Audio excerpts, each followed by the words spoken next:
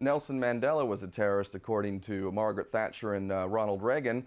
So I guess maybe that man is falsely accused as well. Where's the evidence? Where's the evidence?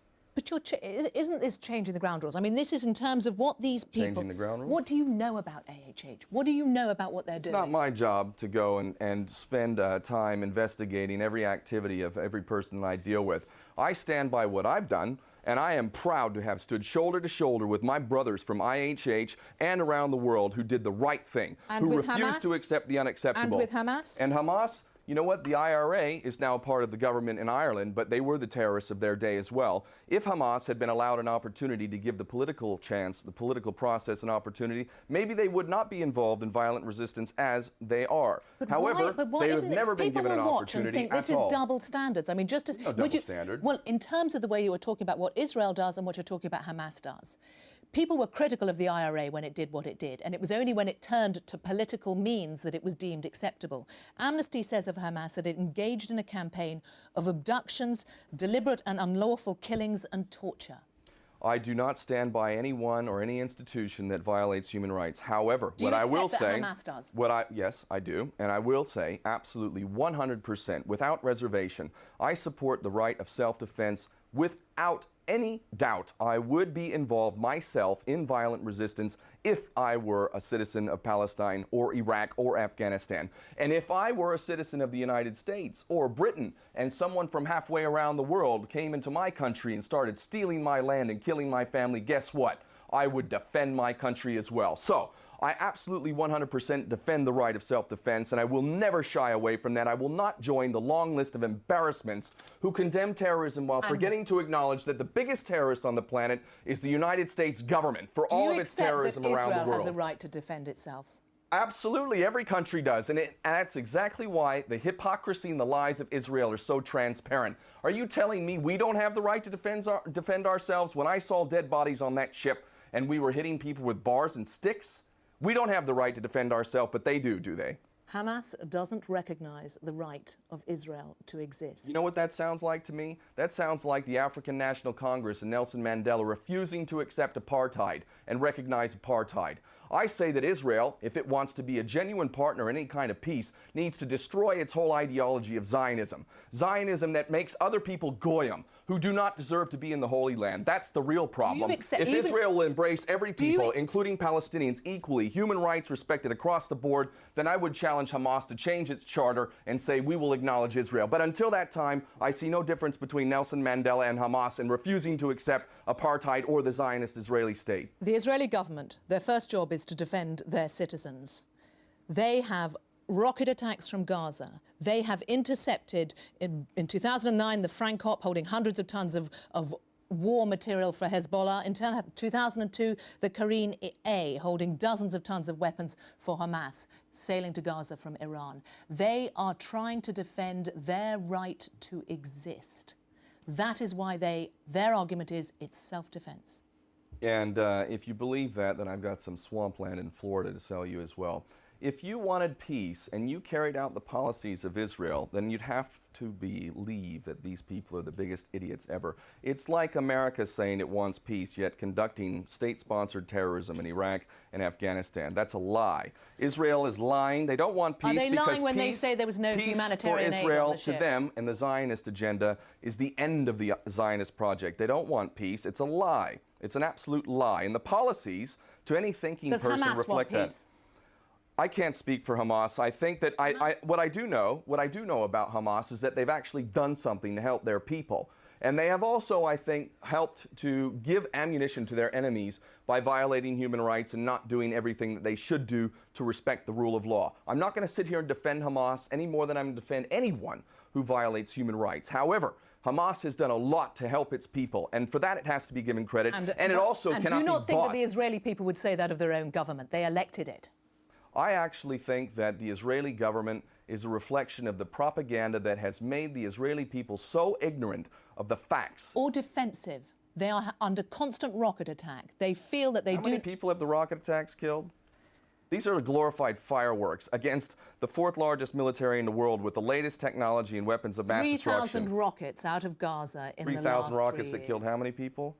The point is that Israel feels under threat. I think the rockets are a desperate attack. Tell us this. Let's go back to what was on your... Let's talk about what was on your ship, because Israel says that there was no humanitarian aid on that ship. What was on it? We had passengers on that ship who are expressing their humanity. In a way, that's a form of humanitarian aid. That was not the primary cargo ship. To deny that the cargo ships, which were also confiscated, didn't have things like cement, didn't have things like wheelchairs, didn't have things like medical supplies, is another lie. But that's just it. Israel just lies incessantly. So why not? If you wanted to get this human aid through to the people of Gaza, why not do what they said? Dock in the port of Ashdod in Israel and allow even an Egypt or an international organization to deliver the aid? Because it would be acting like a fool who believes that Israel has any intention of actually delivering all the aid that you're bringing. They don't allow cement in, they don't allow building supplies in, they don't allow all sorts of things, to the point that you have an unemployment rate that is the highest in the world, a poverty rate that's African levels. You have children who are malnourished and anemic. You have terrible, terrible hardship. Obviously, Israel doesn't want to let all the supplies in that are required. So when Israel conducts this inquiry that it is into what happened... It's a farce and a joke, and we all know that. Even though it has David Trimble and Ken Watkin on it, the Canadian and Well, Northern you discredit Ireland. Yourself now, David Trimble, don't you? You know? If they asked you, would you give them evidence? Absolutely. I'm giving evidence right now. I have nothing to hide. Would you go back to Israel to give them evidence? I'm seriously considering that. Because you know what? There are thousands of political prisoners from Palestine, my brothers and sisters who I consider to be my family, who don't have the same opportunity that I do. They don't have that shining light on me. They don't have BBC interviewing me. Yet they're sitting there in prison, not having access to their family, and they're my brothers and sisters. So I'm thinking about it very, very seriously, even though I know there is no justice in Israel. Do you fear for your life? You've talked about the fact that you might be on some I believe in what Malcolm X said. When he was asked, what is the price for freedom? Malcolm said, the price for freedom is death.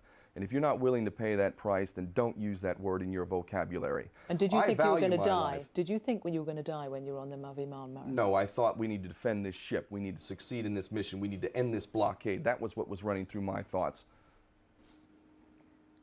You used to be a U.S. Marine. You've moved quite a long way from that. Thank God for that. You burnt your American passport. I renounced my U.S. citizenship formally because I do not agree to the terms of citizenship. I refuse to pay into a tax system that's being used to commit mass murder, war crimes, and crimes against humanity. Your anger, how will you use it next? Based on love, and that's why I do what I do. How will you use it next? What will you do next? I've been involved in a project called Aloha Palestine, a social enterprise intending to do safe trade with Gaza, to bring in items counter to what Israel is getting from Britain and the United States, weapons of mass destruction, small arms and things like that, to bring in safe trade items such as things that are needed for the civilian population to live a decent life. And that is a problem that we need to address in this world, is the absolute lack of the Palestinian people to exercise self-determination, and living on aid is not the answer. So my focus is trade. And if I can't be the director of that company... What about the other side? Because a lot is focused on the import, getting stuff into Gaza. Surely the best thing for the Gazan people would be to allow to export all that they do. Yeah, and they have millions of carnations that they could be exporting, and they feed it to livestock because it's not allowed out.